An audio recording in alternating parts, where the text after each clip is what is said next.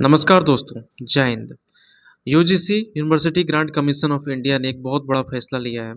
जी हाँ दोस्तों, university grant commission of India ने एक बहुत बड़ा फैसला लिया है कि जितने भी बच्चे अब 4 साल का ग्रेजुएशन कोर्स कर रहे हैं, अंडर ग्रेजुएट कोर्स कर रहे हैं, वो अब डायरेक्टली एलिजिबल होंगे नेट एग्ज़ाम देने के लिए और पीएचडी में एडमिशन करवाने के लिए। चलिए अब क्या क्राइटेरिया है वो सही से समझते हैं।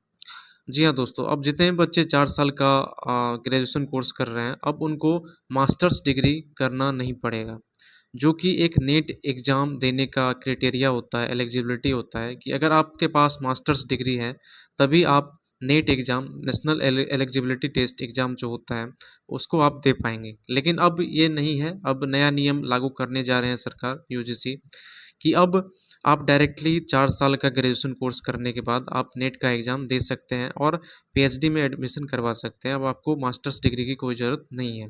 जो करना चाहते हैं वो करेंगे, लेकिन जो 4 साल का कोर्स कर चुके हैं वो क्यों करेंगे मास्टर्स डिग्री भाई अब? वो अब डायरेक्ट नेट एग्ज़ाम देंगे और पीएचडी में एडमिशन करवाएँगे।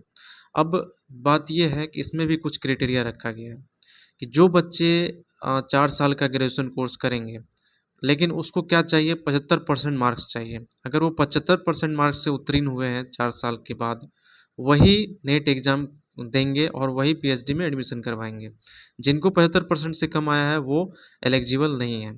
यहाँ पर भी सरकार कुछ रिज़र्वेशन का सिस्टम लगाया है कि जितने भी ओबीसी कैंडिडेट हैं, एससी, एसटी, ईडब्ल्यूएस हैं, उनको 5% का इसमें छूट दिया गया है कि वो अगर 70% भी लाते हैं तो उनको एलिजिबल कर दिया जाएगा, वो नेट एग्ज़ाम और पीएचडी में एडमिशन कराने के लिए एलिजिबल हो जाएँगे। तो एक बहुत बड़ा कदम सरकार ने उठाया है कि अब जो 4 साल का कोर्स करेंगे वो डायरेक्टली नेट का एग्ज़ाम देंगे और पीएचडी में एडमिशन करवाएँगे।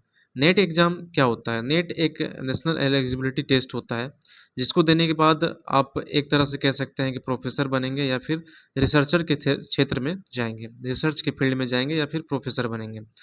नेट क्वालीफ़ाई करने के बाद एज़ असिस्टेंट प्रोफ़ेसर और जूनियर रिसर्च ऑफ़िसर के तौर पे नियुक्ति होता है। उसके बाद आप धीरे-धीरे पीएचडी कंप्लीट करने के बाद आप प्रोफ़ेसर बनते हैं या फिर सीनियर रिसर्चर बनते हैं। तो ये कुछ क्राइटेरिया है जो कि महत्वपूर्ण लगा हमको कि आप लोगों के साथ शेयर करें और ये बहुत ही अच्छा सिस्टम कर दिया है। अच्छा है ही भाई, क्योंकि जहाँ मास्टर्स डिग्री में 2 साल जाता है वहाँ ये ग्रेजुएशन के बाद ही आप अप्लाई कर सकते हैं। तो शॉर्टकट में बताया, बहुत सही लगा। उम्मीद करते हैं सही लगा होगा आपको।